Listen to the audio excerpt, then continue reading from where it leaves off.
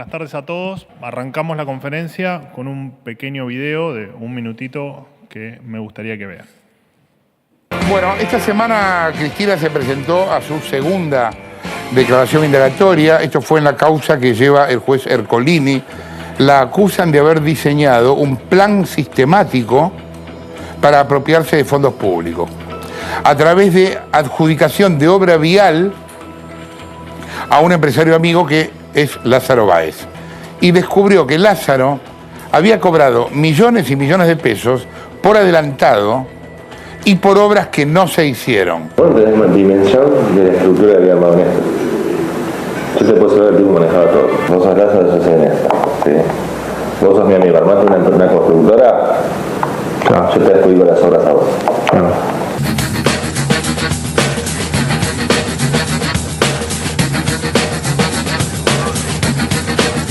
Desde el 2008, esta causa por la cual Cristina Fernández de Kirchner fue condenada finalmente. Listo, ya ahora está recontrafirme.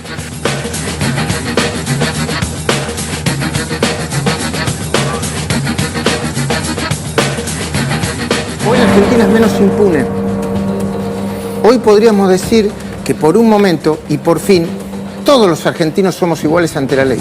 Bueno, para quien no sepa, la causa vialidad, recientemente mencionada en el video que les mostré, es un caso judicial donde se investigaron irregularidades en la adjudicación de obras viales en la provincia de Santa Cruz entre el año 2003 y 2015, es decir, a lo largo de los primeros 3 gobiernos kirchneristas. Los principales puntos de la acusación se encuentran en la adjudicación de 51 contratos de obra vial con sobreprecios para el contratista Lázaro Báez, dueño del Grupo Austral, el pináculo de un esquema de corrupción por el que recientemente fue condenada a prisión la ex vicepresidente y 2 veces presidente de la Nación, Cristina Fernández o Cristina Fernández de Kirchner. La maniobra fraudulenta, según detalla el fallo de la causa, consistió en la adjudicación de contratos públicos amañados, la ejecución anticipada de adelantos financieros millonarios sin justificación, el abandono de obras sin penalización y las ampliaciones injustificadas de plazos. Es decir, no se construyeron las rutas y la plata, por supuesto, se la quedaban igual. Les queríamos comunicar que el presidente Javier Milei, a través de un decreto que se va a publicar mañana en el boletín oficial, ordenó el cierre definitivo de la Dirección Nacional de Vialidad, más conocida como Vialidad Nacional, y también de la Comisión Nacional del Tránsito y la Seguridad Vial y la Agencia Nacional de Seguridad Vial. El gobierno dará apertura a la licitación de 9.120 kilómetros de rutas que, tras décadas de despilfarro y corrupción, se vieron degradadas como nunca antes en la historia de nuestro país.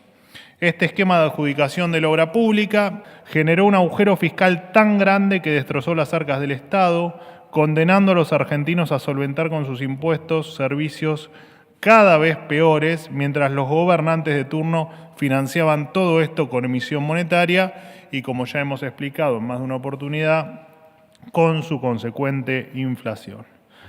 Señoras y señores, la corrupción en la obra pública tiene hoy su acta de defunción firmada y la acaba de firmar el presidente de la Nación. Para el kirchnerismo, extender las facultades delegadas era un mero trámite. Sin embargo, hoy se horrorizan frente a un gobierno que las necesita para reparar el daño que ellos mismos causaron. Por primera vez, las facultades delegadas se utilizaron para aliviar la carga fiscal que recaía sobre los bolsillos de los argentinos. En concreto, los 65 decretos delegados que se promulgaron en este último año implicaron un ahorro de 2.000 millones de dólares anuales en gastos. También fue la primera vez que al usarlas el presidente se apegó a la Constitución y respetó la institucionalidad. Primero, porque no se prorrogaron de manera indefinida, como ocurría con los gobiernos anteriores. Se cumplió estrictamente con el plazo estipulado de un año. Y segundo, porque su propósito fue implementar un ambicioso plan de reformas para sacar a la Argentina de la decadencia en la que estaba sumida. A partir de los 65 decretos delegados se hicieron las siguientes modificaciones. Se disolvió la Dirección Nacional de Vialidad de la que les hablé anteriormente, una organización que se controlaba increíblemente a sí misma. Se eliminó la Agencia Nacional de Seguridad Vial, que no podía controlar el tránsito sin el apoyo de las fuerzas de seguridad. Ahora la tarea la realiza Gendarmería, que controla 2,5 millones de vehículos por año y realiza 80.000 puntos de control. Se eliminaron las delegaciones sanitarias federales, estructuras inactivas y sin funciones operativas. Se disolvió el INADI, el ejemplo paradigmático del uso del Estado para la persecución y el adoctrinamiento político. Se disolvió el Instituto Nacional Belgraniano, el Browniano, el Newberiano, el Instituto Juan Domingo Perón y la Comisión Permanente Nacional del Homenaje al General Juan Domingo Perón, que además contaba con un café. Se disolvió la Comisión Nacional de Coordinación del Programa de Promoción de Microcrédito para el Desarrollo de la Economía Social, la cual generaba más gastos administrativos que la cartera de crédito que administraba. Es más, al momento de su cierre, la cartera valía solo el 0,15% de lo que se había invertido en el programa. El resto de los fondos literalmente desaparecieron. Esperen que recién empiezo.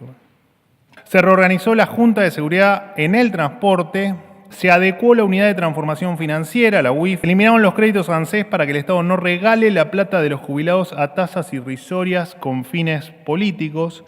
Se disolvieron en este tiempo 29 fondos fiduciarios, es decir, cajas de la política, que se los paso a enumerar a partir de ahora. Fondo fiduciario para la reconstrucción de empresas, Fondo de Cobertura Universal de Salud, Fondo fiduciario para la generación distribuida de energías renovables, Fondo Estabilizador del Trigo Argentino, Fondo Fiduciario para la Recuperación de la Actividad Bovina, Fondo Fiduciario Nacional de Agroindustria, Fondo Fiduciario para la Protección Ambiental de los Bosques Nativos, Fondo Nacional de Emergencia, Fondo Fiduciario del Programa de Respaldo a Estudiantes Argentinos, conocido como Progresar, Fondo Fiduciario de Capital Social o FONCAP, Programa de Crédito Argentino del Bicentenario para la Vivienda Única Familiar Procrear, Fondo Fiduciario para el Desarrollo del Capital Emprendedor, Fondo Fiduciario para la Refinanciación Hipotecaria, Fondo Fiduciario para la Asistencia Directa a las Víctimas de Trata, Programa para incrementar la competitividad del sector azucarero, Programa de Inversiones Estratégicas, Fondo Fiduciario del Servicio Universal, Fondo para el Desarrollo Rural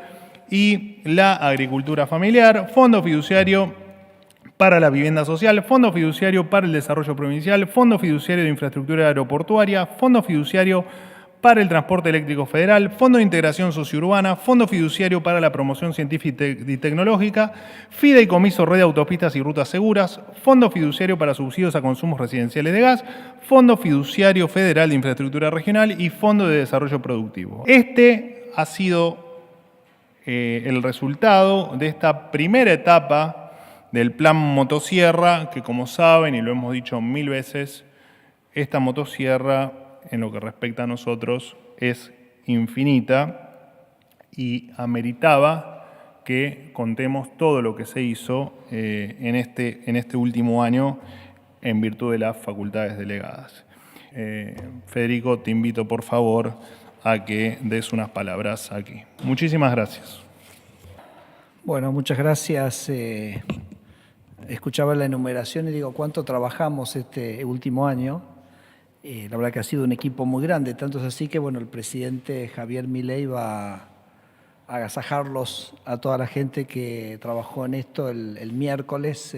Vamos a tener una reunión acá en Casa de Gobierno, el presidente va a celebrar, vamos a hacer unas 200 personas, ¿no, Maxi, más o menos? Que hemos trabajado, estamos directamente involucrados. Todo eso que les contó Manuel se encuadra básicamente en 4 temáticas. La primera es el artículo 3, uno de los artículos centrales de la base es el artículo 3, que tiene 2 incisos, el A y el B. El inciso 3A nos permite eliminar funciones que pensamos que son obsoletas, que son innecesarias, cambió el mundo, se reorganiza el Estado.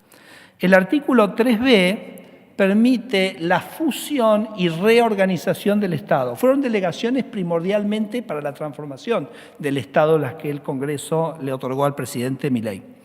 Entonces, es muy interesante porque el kirchnerismo había hecho crecer, y Manuel dio varios ejemplos, había hecho crecer el Estado con cajas. O sea, ellos armaban una organización, un organismo, un fondo fiduciario, una empresa pública, lo importante que eran cajas, lugares donde uno podía tener recursos y en algún sentido tenía poco control de cómo se usaban esos recursos.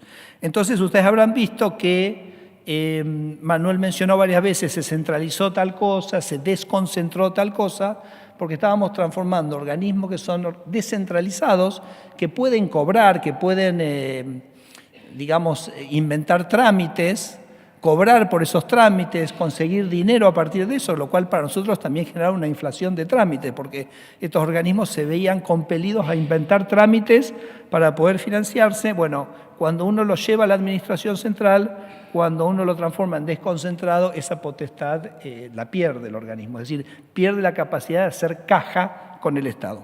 Y a su vez, cuando uno centraliza una organización, ¿qué es lo que pasa? Que cuando uno tiene un organismo descentralizado, le tiene que organizar una estructura administrativa porque es descentralizado.